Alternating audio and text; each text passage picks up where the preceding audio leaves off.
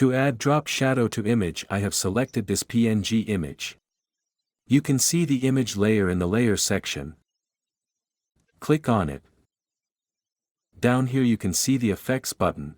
Click on it. Down you can see the drop shadow option. Click on it. Now you can see the drop shadow settings pop up. Here you can see that shadow had been automatically added to the image. You can see the adjustments of the drop shadow effect. You can see the opacity option.